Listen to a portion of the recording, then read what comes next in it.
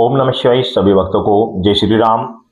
स्वप्न में आपको शमशान से संबंधित कुछ चीजें बार बार दिखाई दे रही है। शमशान दिखाई दे रहा है आपको, शमशान में चिताई जलती हुई दिखाई दे रही है, आपको मुर्दे दिखाई दे रहे हैं, आपके जो पूर्वज मर चुके हैं वो दिखाई दे रहे हैं, आपके गांव समाज के, आपके कॉलोनी के, कस्बे के, सिटी के कुछ व्यक्ति जो एक्सपायर हो चुके थे वो आपको दिखाई दे रहे हैं, बार बार दिखाई दे रहे हैं। या फिर आपको कहीं पर बार बार आग जलती हुई नजर आ रही है, या आपको अपने आसपास कोई आकृति आती जाती नजर आ रही है, आपको बार बार आपको किसी पानी में आप डूबते हुए नजर आ रहे हैं, या आपको ऐसे बहुत सारा अपने घर के अंदर खून इत्यादि डला हुआ दिखाई दे जाता है, कभी ज्यादा कभी कम, या घर में अचानक से आग लग जाती है। तो ये जो लक्षण होते हैं, इन लक्षणों को आप क्या समझेंगे, इन लक्षणों का क्या अर्थ होता है और इनसे किस प्रकार छुटकारा पाया जा सकता है, किस तरीके से आप इनसे मुक्ति पा सकते हैं, तो ये सभी चीजें आज मैं आपको बता दे रहा हूं। क्योंकि इन समस्याओं को लेकर आप बड़े परेशान हो जाते हैं और आप फिर भक्तों के पास भागते हैं और भक्त आपसे इतना पैसा लूटते हैं कि जिसका आप अंदाजा भी नहीं लगा पाते। आप ना चाहकर भी आपको पैसे देने पड़ते हैं, आपका कार्य हो या ना। तो इस विषय में मैं आपको गूढ़ रहस्य की बातें आज आपको बता दे रहा हूँ, अपने जीवन के एक्सपीरियंस के आधार पर बता रहे हूँ।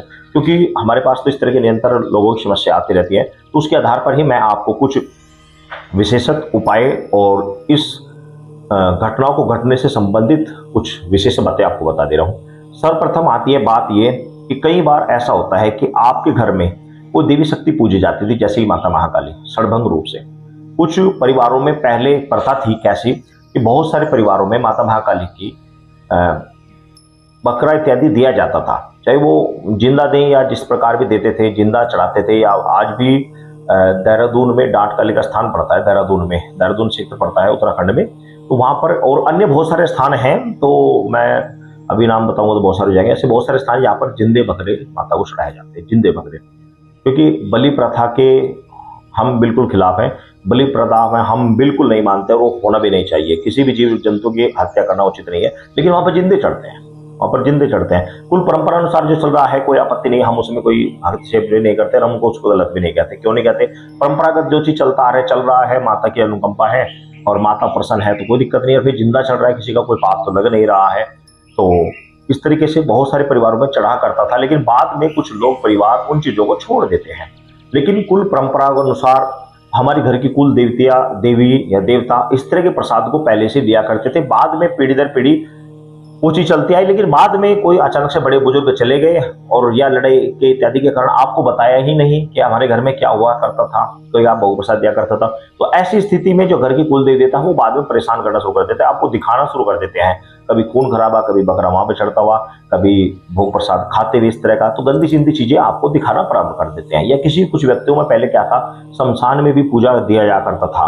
आपको बात सुनकर हैरान होगी, पहले शमशान में भी बहुत लोग सामान दिया करते थे। घर परंपरा कुल के अनुसार शमशान में भी सामान जाया करता था, क्योंकि आज के समय में बंद हो चुका है।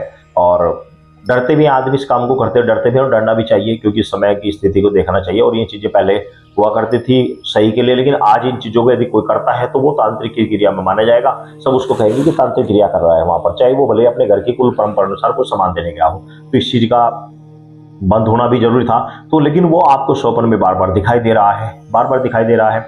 या फिर ऐसा कोई आपने कोई विशेषत माता मदनन या माता महाकाली का कोई विशेषत प्रसाद, या माई दूतनी का, माई बसंती का कोई विशेषत प्रसाद बोला था किसी विशेष कार्यों को लेकर, लेकिन आपने वो नहीं दिया और एक लंबे समय तक नहीं दिया, बहुत लंबे समय गुजर गया। तो ऐसे में शक्ति जो होती है वो रुष्ट हो जाती है। रुष्ट होने के कारण वो आपको गलत गलत चीजें दिखाना प्रारंभ कर देती है, जिससे आप किसी के पास जाओ और उस विषय में जान सको कि आपने क्या गलती की हुई है, क्या आपने त्रुटि की हुई है। और अब जो विशेषत लक्षण होता है मैं आपको बता दे रहा हूँ। विशेष लक्षण क्या होता है, बहुत सारे क्या होता है कि जब भी आप किसी तरक्की को प्राप्त कर रहे हैं, आप ऊंचे स्थान पर उठ रहे हैं, या प्रॉपर्टी को लेकर, घर परिवार की प्रॉपर्टी को लेकर, या किसी विवाद झगड़े को लेकर, कुछ लोग तंत्र क्रिया करा देते हैं, शमशान से संबंधित तंत्र क्रिया कर देते हैं। ऐसे बहुत सारे लालची भगत हैं जो पैसों को लेकर तंत्र क्रिया करते हैं।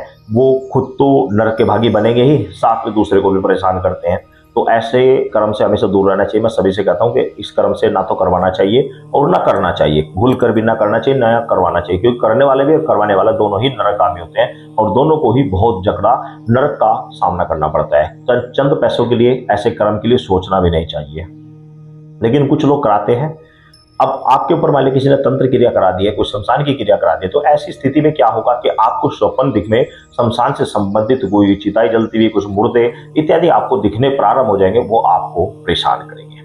और एक लक्षण ये होता है कि मान लिया आपके कोई पूर्वज रहे हैं और वो पूर्वज आपके किसी तंत्र के द्वारा किसी तांत्रिक ने पकड़ लिए हैं, कोई पूर्वज आपका, कोई पितृ आपका, कोई ऊत आपका किसी तांत्रिक ने पकड़ लिया है और वो उससे गंदे गंदे कार्य करा रहा है, तो आपको इस तरह के स्वप्न आपको दिखाई देने लग जाएंगे। पितृ आपका कभी स्वप्न में आपको मरता हुआ दिखाई देगा, या आपके पास आकर दिखाई देगा, या शमशान में दिखाई देगा, कभी जलता हुआ दिखाई देगा, कभी तड़पता हुआ दिखाई देगा, तो वो परेशान दिखाई देगा आपका, कभी स्वप्न में कभी कहीं दिखाई देगा, कभी कहीं दिखाई देगा, कभी शमशान में दिखाई देगा। तो ये लक्षण होते हैं, इन लक्षणों से आप समझ सकते हैं कि क्या कारण हो सकते हैं। ये कारण होते हैं, इन कारणों से ये इस तरह के स्वप्न आते हैं। अब बात आती है इनके उपाय कैसे किया जाए। तो इनके उपाय आप किसी भी अच्छे भगत के पास जाइए, उनसे इसका उपाय आप करा लीजिए।